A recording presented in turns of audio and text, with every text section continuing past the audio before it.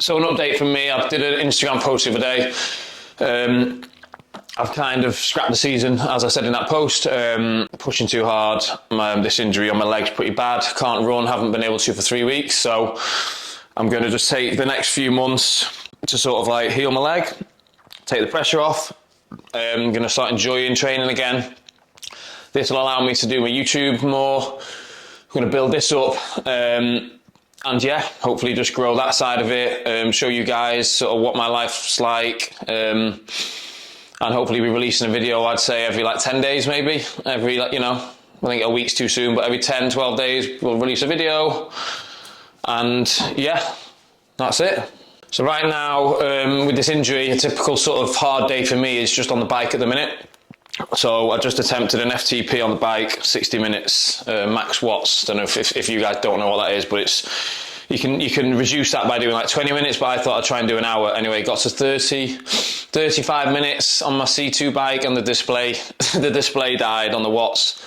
So I nearly cried, and I looked at my average watts, and I was at 336 average watts after 35 minutes. So I reckon I felt okay, so I could hold that. So I reckon maybe my FTP right now is 340.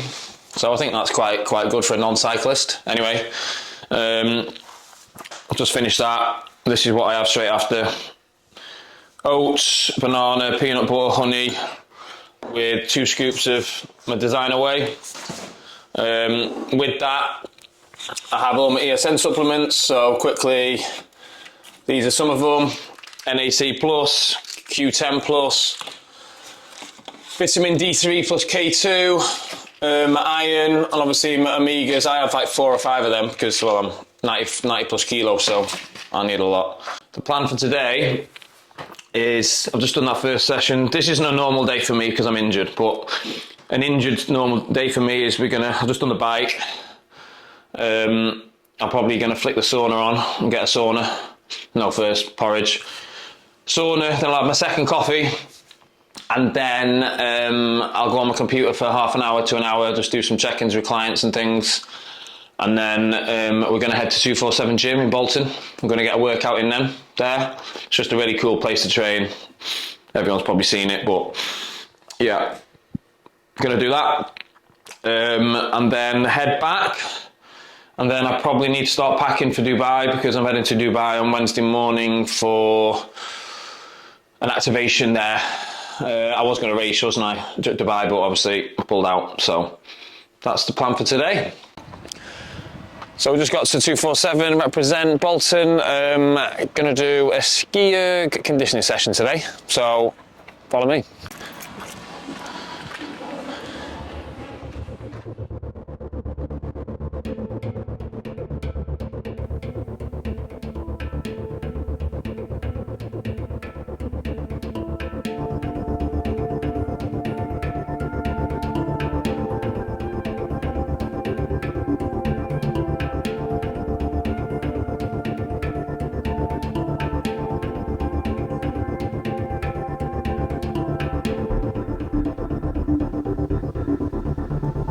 I'm doing now is just a purely ski erg workout. It is 8 by 4 minutes, 2 minutes easy, 1 minute moderate, 1 minute hard. So just to put that in context, like from 2 minutes easy, I never let my heart rate sort of drop below 135, and then for the 1 minute moderate, probably heart rate went up to like 155, and then for the 1 minute hard, my heart rate went up to like 170, and then back down to 135 for the 2 minutes easy. So there was no breaks. It's like 32 minutes of continual ski erg. So yeah, hard, but a good workout, very good cardiovascular workout.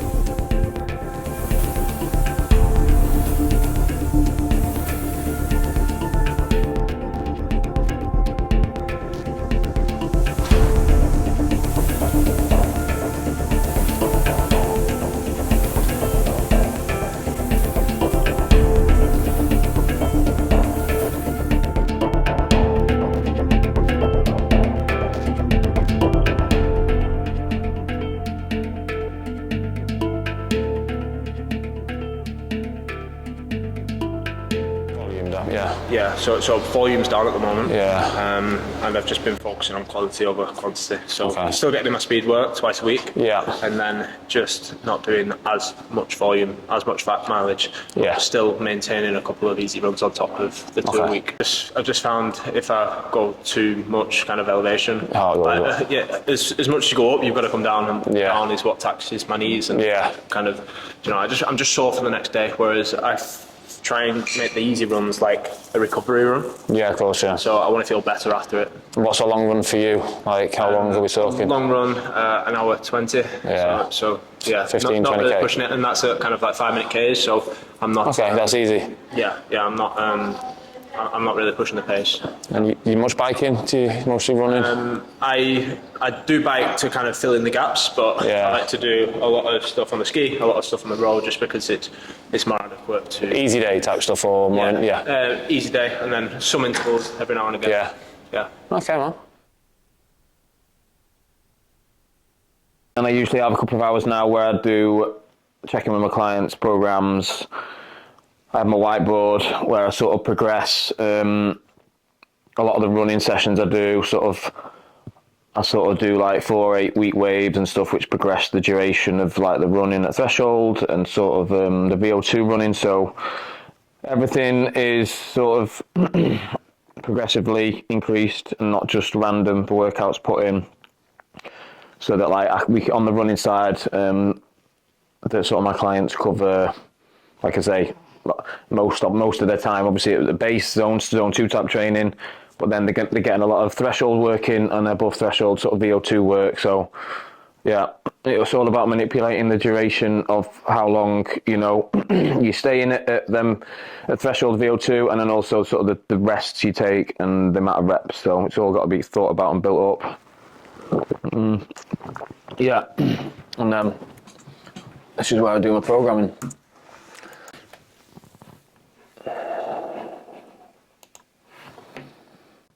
I always say, like, I'm a heavier athlete, I'm 92, 93 kilos, so like, you want to do a lot of biking.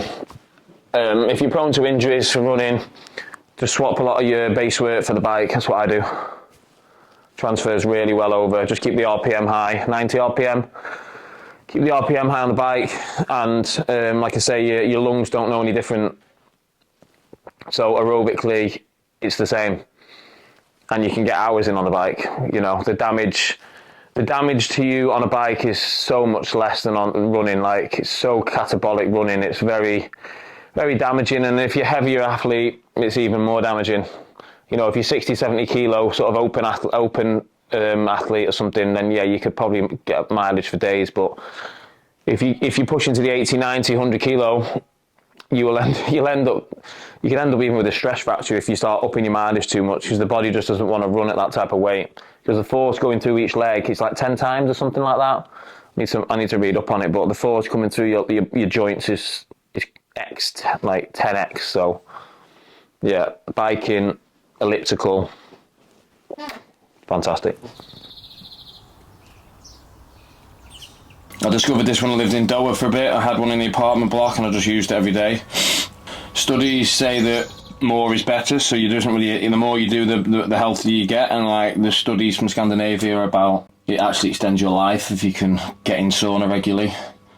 Other additional benefits for aerobic stuff is the blood plasma levels increase, so with the sweating your body has to change and adapt, so daily use to sauna, you will get increased plasma blood levels, so your volume of blood will be more in your body. So the bigger volume of blood is the more oxygenated blood can get to your muscles. So yeah, you have increase in blood plasma, and also I think the study is saying that you can also get a slight increase in hematocrit, which is the red blood cells. So you get a slight increase in your red blood cells, you get an increase in the plasma of the whole entire blood. The plasma is the see-through bit of the blood, and that extra blood volume gains. And also just mental, it just de-stresses you, increases the blood flow, it speeds recovery up. Like, you'll definitely feel better after a sauna than going in before one. I'll try and do it at least once a day in between a session, or if I miss that, I can't do that, I'll do it at the end of the day. And yeah, you don't always have to do hot and cold, but Yeah, sometimes it's nice to mix hot and cold. Avoid cold around strength workouts. It bluntens the hypertrophy muscle building response. You want that inflammation from the strength session that you do. If you have an ice bath, it then reduces inflammation, so the signals stop. So avoid ice on strength days. Use ice on conditioning recovery days, and you can use sauna every day.